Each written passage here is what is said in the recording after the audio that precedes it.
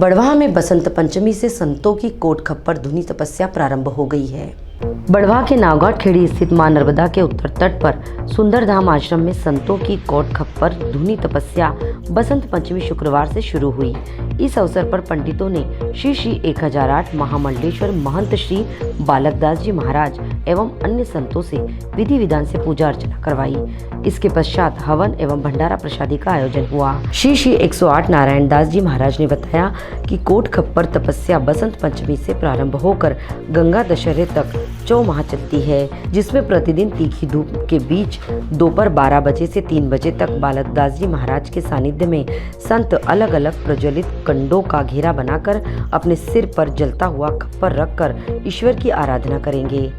आश्रम की यह तट की परंपरा ब्रह्मलीन संत श्री सुंदरदास जी महाराज के समय से चली आ रही है। आश्रम के गादीपति श्री 1008 महंत श्री बालकदास जी इस तप को पिछले कई वर्षों से कर रहे हैं। इस तप के अंतर्गत पंचधुनी, सप्तधुनी, द्वादश धुनी के रूप में तपस्या की जाती है। इस दौरान बड़ी संख्या में भक्त मौजूद थे। हमारे जैसे धुनी तपस्या शुरू हुई है, कब तक चलेगी? और श्री सीताराम जी महाराज की जय, नर्मदा मैया की जय, गुरुदेव भगवान की जय। संत महात्माओं का 4 महीने धुनी तप प्रारंभ बसंत ऋतु से होने जा रहा है। बसंत ऋतु एक बसंत पंचमी और बसंत ऋतु ऐसा पर्व है जो माँ सरस्वती की उपासना होती है और संतों का धुनी का आरंभ होता है। 4 महीने वो अग्नि के साक्षी में और अग्नि के बीच में रह के अपनी तपस्या करते हैं। वो तपस्या 3 प्रकार की होती है। अग्नि तप होता है, जल तप होता है और मेघडंबर होता है, जो बारिश के अंदर भी अनेक महात्मा लोग 1 महीने के लिए 41 दिन के लिए खुले में रहकर बारिश के समय मैदान में रहते हैं।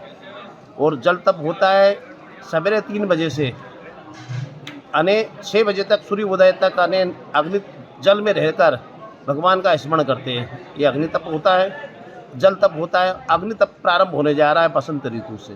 बसंत ऋतु से आज यहाँ संत महात्मा सभी महात्मा लोग सुंदरधाम आश्रम में धूमधाम से, प्रेम से, भाव से धुनी तप प्रारंभ करने जा रहे हैं। इसमें कई संत धुनी प्रारंभ कर रहे हैं, गुरुदेव भगवान भी कर रहे हैं। और ये 4 महीने धुनियाँ होगी। पंचधुनी से सप्तधुनी 18 वर्ष का कोर्स होता है। तो गुरुदेव भगवान के लगभग ये 41-42 वर्ष हो चुके हैं। ये तपस्या चल रही है और ये तपोस्थली पर तपस्या ही की जाती है।